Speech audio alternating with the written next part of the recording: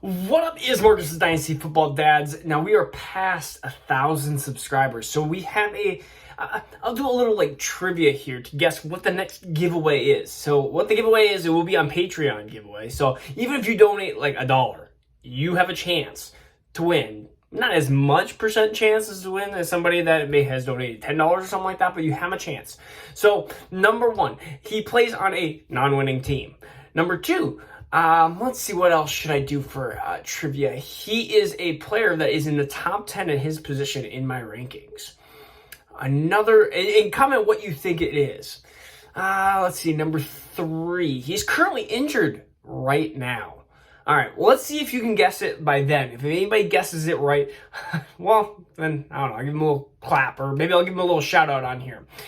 So we are talking about a couple different things I wanted to kind of go through before the weekend here. It's Friday. We're starting to get into the draft times, startups, everything like that. And so the biggest thing right now is we're seeing preseason kind of tilt going on, too much preseason tilt. I've had people say, oh my goodness, Justin Fields is the greatest thing in the world, and then all of a sudden the next week is like, he's not great at all. And I've seen people say, this wide receiver is amazing, or this running back sucks, or whatever it might be. Unfortunately, we get into this kind of preseason tilt. We have to understand that the preseason, most of the guys are playing against second teamers, third teamers. I even saw Javonte Williams do absolutely amazing against my Minnesota Vikings, and it was against second teamers. But, I mean, it's still nice to see that he is able to do that. Najee Harris rips off a 64-yard play, and it's like, wow, he's amazing. Or Marquise Callaway, the new hotness right now. It's a name to put on your radar, but I'm not going to make sure that he's 10 rounds difference now that he's not a guy that is all of a sudden going to compete with some of these other names that are 10 rounds better. Preseason tilt happens. You get to see that kind of last taste in your mouth of oh my goodness, whoa, that player looks amazing. But again, you're playing against second, third, fourth stringers at times. Some guys that are not even going to play in the NFL ever again or be cut. I think that is something that we have to just realize.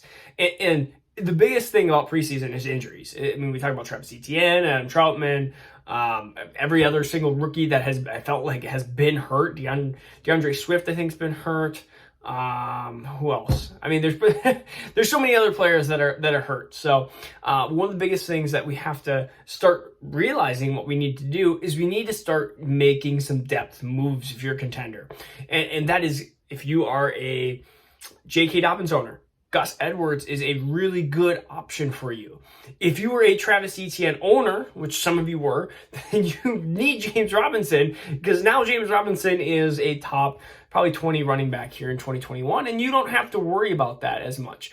The handcuffs, these players that, yes, you might have to pay a little bit extra for. You might, but is it worth to pay a little extra now versus now all of a sudden Travis Etienne's down and you look at James Robinson and that owner's not going to give them up easily. It is going to be expensive. So get your depth plays now. So that's one of the biggest things I always talk about this time of the year, because we just kind of forget about it.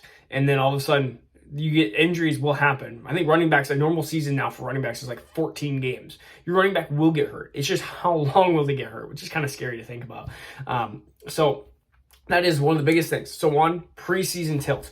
Don't get tilted in the preseason. And number two, a big one is get the handcuffs, get the depth pieces now.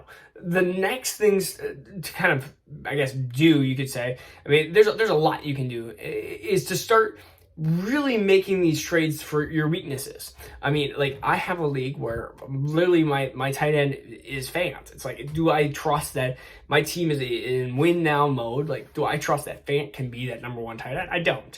So I need to figure out, how do I get myself a better tight end? So look and see, if you're in compete mode, this is a time to be all right, I need to start pushing on the pedal or start throwing out offers.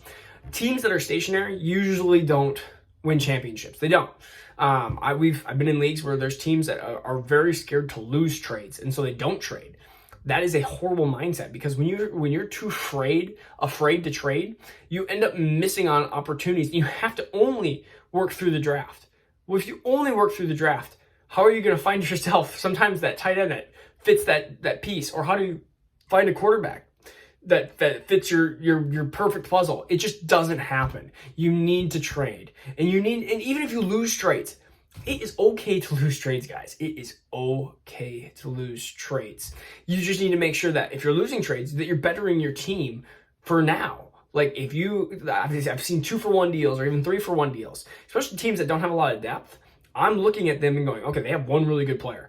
I have 3 decent players, or I have 2 decent players. Can those 2 decent players get that one player that's going to better my starting roster? So that's another thing is learn the rules, know these little differences. I'm a big proponent of not shortened starting rosters, but having like a quarterback or 2 quarterbacks, 2 running backs, 2 wide receivers, a tight end, and a flex. I don't like having 4 or 5 wide receivers, 1 running back, or 5 flexes that are not quarterback. It's like, I don't like all those types of big rosters because it ends up being crazy and ends up being like, start 15 people and it just, I don't know. I think that gets way too complicated, but that's just my opinion. But knowing your rules is so important. I know so many people that just, they're in such redraft mode. That's gonna be my last kind of thing is redraft mode is not dynasty mode. Know that if you're the only reason why you'd want to be in redraft mode, which is why I'm going to continue to talk about the 2021 season. And people were like, well, 2021 season's not dynasty. It is in a sense. And the one reason why it is because that 2021 roster is the roster that is going to win a championship. Like that, you are looking for players in this 1 year sense. Now, you have to understand that you have to plan after 2021. Because if you don't, you're in trouble. But redraft is very important to figure out where players' values are for the very short term. Now, long term is, of course, dynasty. But also short term is dynasty, too. Because you have to understand, if you don't win now, and I see teams do this, they get so close to winning now. And then all of a sudden, like we just had a team that they're missing piece. They're not they're missing piece. They had no missing pieces. They traded away Kyler Murray. And I was like, oh, why did you do that? Well, I wanted to get picks in the future. You don't need dang picks when you're a top 2 team or top 3 team. Like, why are you doing that? And so, and the other ways too, it's like you see teams that, oh my goodness, I need Myles Gaskin. I need him. Chances are that he's going to be a good redraft player. Is probably, I don't know. I think Savon Ahmed. I think Malcolm Brown is going to be a thorn in their sides, a thorn in Myles Gaskin's sides. And 2022, easily we could see a rookie running back go there. That is knowing the difference between redraft and dynasty. But knowing dynasty short term, that if Myles Gaskin starts to look like he has the job, then that he might be a good 2021 player. I don't think so personally, but these are things that you have to know. Redraft is not dynasty. And that's why even we look at like Derrick Henry. If you have Derrick Henry this year, you're probably happy this year, but you're probably not going to be happy long term. You're not going to be happy long term. The cliff is going to happen. Are you going to be somebody that's going to be falling down the cliff and trying to sell as you go? Or are you going to be somebody that's at the top and you're like, is there a little bit higher to go? Because if there is, I'm okay with that, but I'm going to sell before the cliff. The Henrys, the Kelseys. I mean, I think Tom Brady never will fall off a cliff. Maybe he won't. He might play till he's 50. Comment, how long do you think he's going to play till? I think 2022 is going to be his last season. But I also said I think 2020 was going to be his last season in 2018. So I've been wrong. I mean, my kid might play with Jackson, my son, who's 5 months old, might play with Tom Brady. It's in the realm of possibilities. All right, this is Marcus Dynasty Football Dads. Hope you have a good weekend. I'm going up to Lake here, so I'll try to put out a video here on the weekend here. I'll try to record another one here so you guys get to have a little extra content.